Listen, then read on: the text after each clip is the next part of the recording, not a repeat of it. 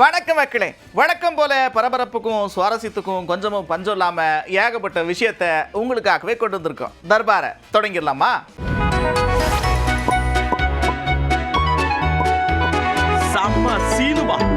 அடுத்ததா சம சீன்ல ஒரு மாசான காட்சியை பார்க்க போறோம். அப்படி என்னப்பா காட்சி, என்ன போட போறீங்கன்னு எங்களுக்கு தெரியாதா அப்படின்னு எல்லாரும் நினைச்சிட்டு இருப்பீங்க. அதேதான், தமிழ்நாட்டின் முதலமைச்சராக தவிக தலைவர் விஜய் பொறுப்பேற்றுக் கொண்டார். சி ஜோசப் விஜய் எனும் நான்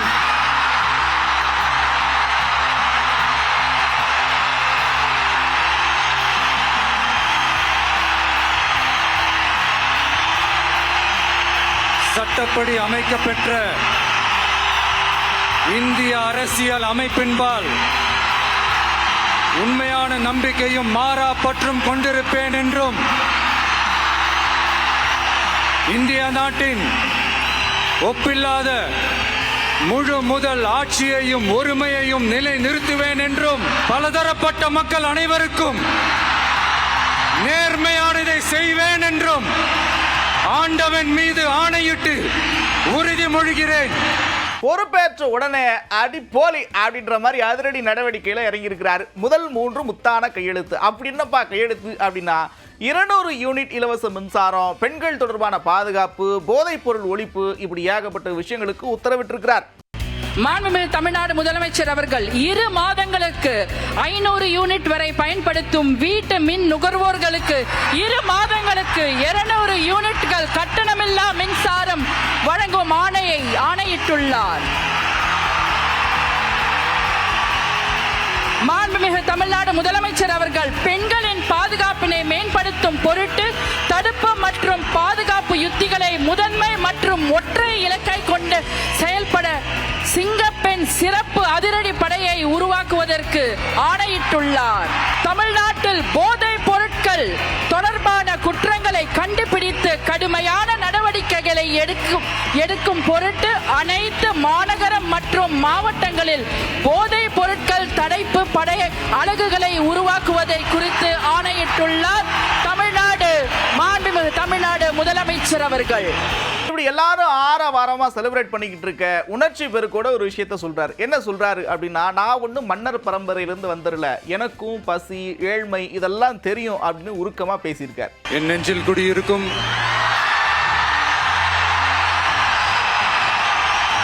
என்ன சொல்றது, எப்படி ஆரம்பிக்கிறதுன்னு தெரியல.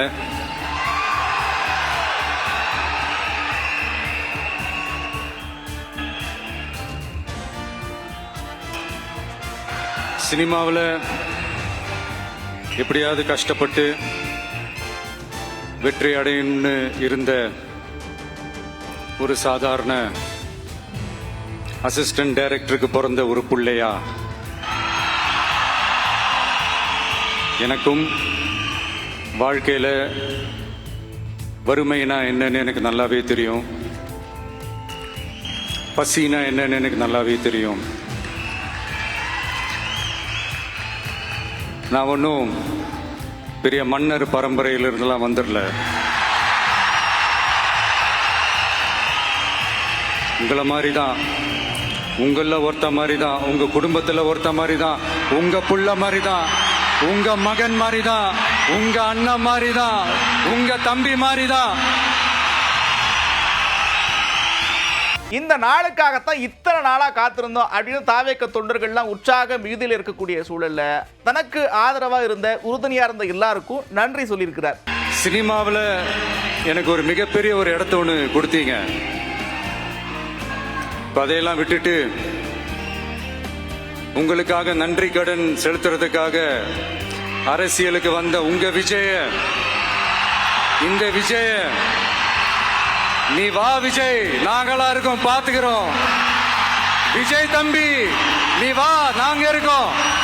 விஜய் தம்பி நீ வா, நாங்க இருக்கோம். அண்ணா நீ வானா, நாங்களா இருக்கோம். நண்பா நீ வா நண்பா, நாங்களா இருக்கோம் சொல்லி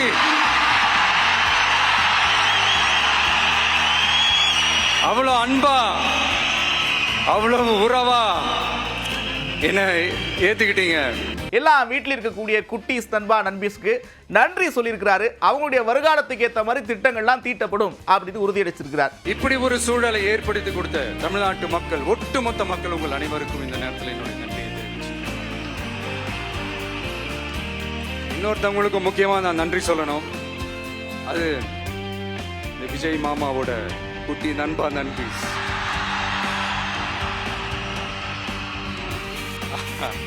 அவங்களால தான் இது நடந்திருக்கு.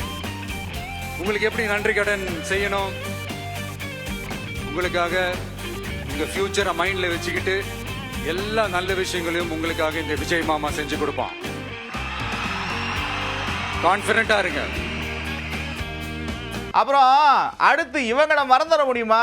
நீங்க இல்லைன்னா எப்படிப்பா, எவ்வளவு கஷ்டப்பட்டு வேலை பார்த்துருக்கீங்க எங்களுக்காக அப்படின்னு எல்லாத்துக்கும் நன்றியை தெரிவிச்சிருக்கிறாரு. அதே மாதிரி இன்னொருத்தவங்களுக்கும் நான் முக்கியமா நன்றி சொல்லணும். உங்களை எப்படி நான் மறப்பேன்? நீங்க தான் என்னோட உயிராச்சு. தமிழக வெற்றி கழக தோழர்களே,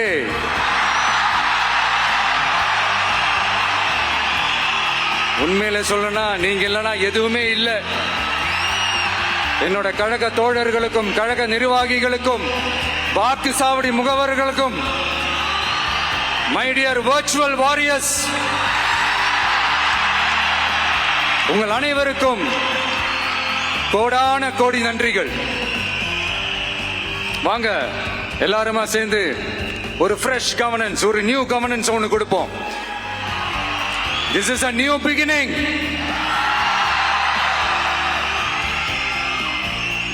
A new era of a real secular social justice starts now. அடுத்து என்ன பேச போறாரு அப்படின்னு எல்லாரும் அவரோட எதிர்பார்த்துக்கிட்டு இருக்க, கடந்த ஆட்சி காலத்துல கடன் சுமையை பத்தி பேசுறார். உடனே எல்லாரும் என்ன நினைப்பாங்க, ஓஹோ அப்போ இவர் வாக்குறுதியை ஏதோ அப்படி இப்படி பேசுறாரு அப்படின்னு நினைப்பாங்கல்ல. அதுக்கு அவரே மேடையில் என்ன சொல்றாருன்னா, பொடி வச்செல்லாம் ஒன்றும் பேசல, எல்லாத்தையும் நிச்சயமா செய்வேன் அப்படின்னு சொல்றார். நம்ம தமிழ்நாடு கவர்மெண்ட் இருக்கிற அந்த நிலைமையை பத்தி நான் உங்ககிட்ட நான் சொல்லணும். கிட்டத்தட்ட 10 லட்சம் கோடிக்கு மேல கடன் வாங்கி வச்சுட்டு போயிருக்கிற இன்னைக்கு அந்த தமிழ்நாடு அரசு இருக்கிறப்போ, கஜானாவை சுத்தமா தொடச்சி வலிச்சு வச்சுட்டு போயிருக்கிறப்போ, தூக்க முடியாத சுமையை ஏத்தி வச்சுட்டு போயிருக்கிறப்போ,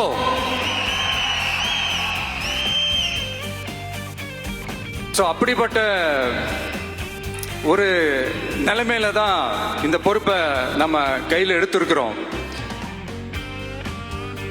உடனே நீங்க நினைக்கலாம், என்னடா இவர் ஏதோ பொறி வச்சு பேசுறாரா அப்படின்ட்டு. அப்படிலாம் எதுவுமே கிடையாது. உள்ள போய் பார்த்தா தான் தெரியும் எது எந்த நிலைமையில இருக்குன்னு, என்ன இருக்கு என்ன இல்லை, எது எந்த நிலைமையில இருக்கு எது எந்த நிலைமையில இல்லை. ஸோ அதையெல்லாம் பார்த்துட்டு உங்களுக்கு ஒரு வெள்ளை அறிக்கையை அதை வெளியிடணும்னு நான் நினைக்கிறேன்.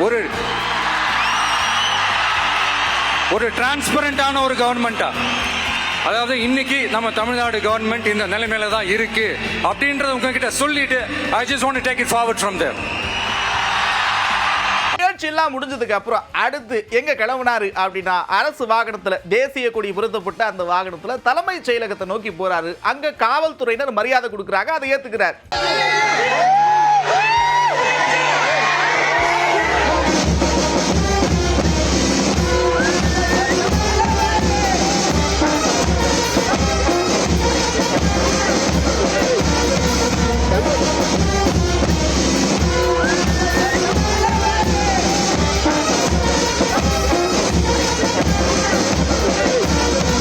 அடுத்து என்னப்பா நடந்துச்சு, சீக்கிரம் சொல்லு அப்படின்னு எல்லாம் வெயிட் பண்றீங்க. அடுத்து முதலமைச்சர் இருக்கையில அமர்றாரு, எல்லாரும் வந்து வாழ்த்து சொல்றாங்க. இந்த காட்சிகள்லாம் தாவேக்க தொண்டர்கள் அப்படியே லைக்ஸா போட்டு தள்ளுறாங்க, வைரல்ல இருக்குன்னா பாத்துங்க.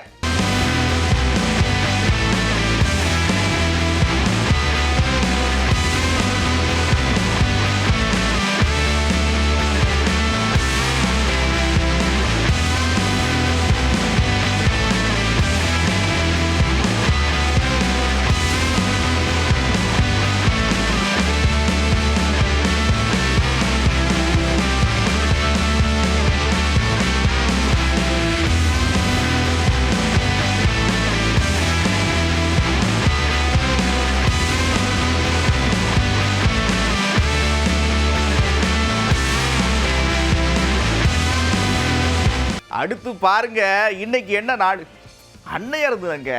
அன்னையர் தினத்துக்கு ஒரு மகன் அம்மாவுக்கு இதை விட சிறப்பான பரிசு கொடுக்க முடியுமா என்ன? அப்படி ஒரு பரிசை கொடுத்திருக்கிறாரு முதலமைச்சர் விஜய் தன்னுடைய அன்னைக்கு. அவங்க உணர்ச்சி பெருக்குல பேட்டியும் கொடுத்திருக்கிறாங்க. எவ்வளவு முக்கியமான நாள் சார். அவ்வளவு சந்தோஷமா இருக்கு, பேசவே முடியல.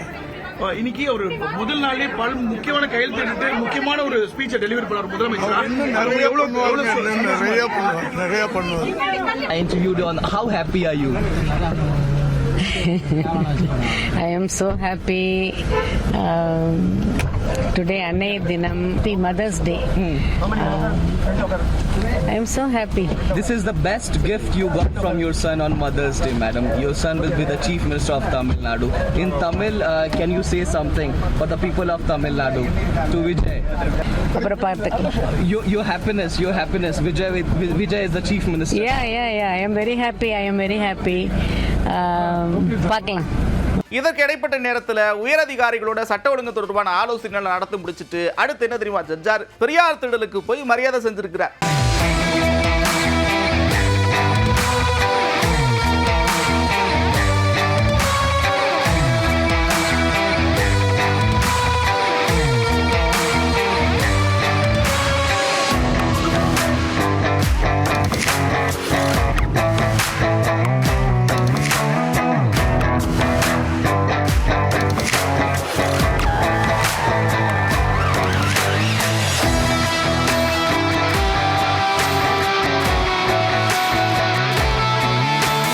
ஏப்பா இந்த கொண்டாட்ட நேரு உள்விளையாட்டரங்கத்தில் மட்டுமா நடந்துச்சு?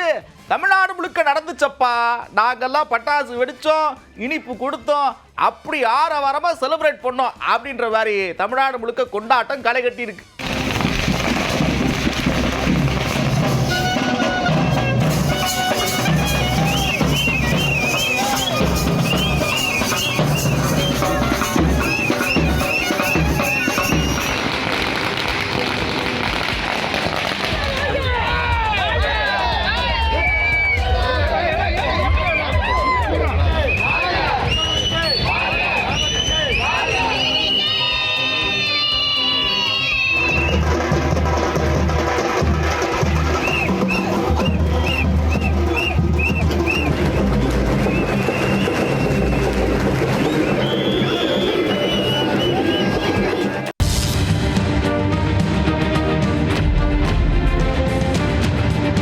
மிகுந்த எதிர்பார்ப்புக்கு மத்தியில் புதிய அரசு பொறுப்பேற்றிருக்கிறாங்க.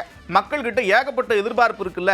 ஆல்ரெடி நிறைய துறைகள் இருக்கு. அமைச்சரவை விரிவாக்கம் பண்றதுக்கான வாய்ப்புகள்லாம் இருக்கு. அப்படி அமைச்சரவை விரிவாக்கம் பண்ணா என்னென்ன துறைகள்லாம் புதுசா கொண்டு வரணும், இந்த அரசு கிட்ட உங்களுக்கு என்னென்ன கோரிக்கைகள் இருக்கு, என்னெல்லாம் செய்யணும்னு எதிர்பார்க்குறீங்க அப்படின்னு கேட்டிருக்கோம்.